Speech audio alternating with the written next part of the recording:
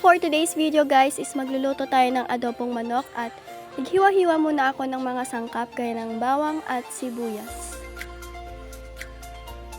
Yan.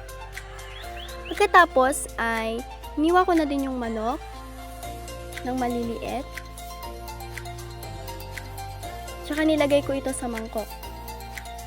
Pagkatapos ay nilagay ko ito sa kaserola at nilagyan ko ng soy sauce. So, bali minarinate muna natin siya. Nilagyan ko ng magic sarap, Sprite, at oyster.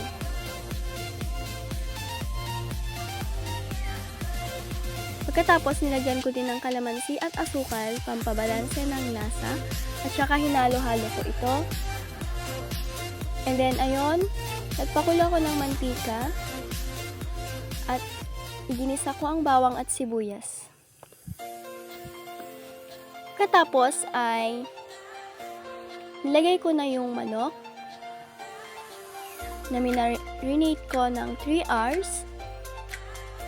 Tsaka inalo-halo ko ito. Yun. Haluin lang siya.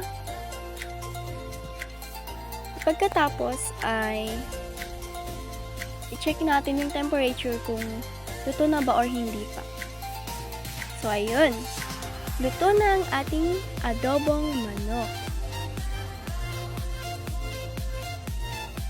So, see you in next vlog.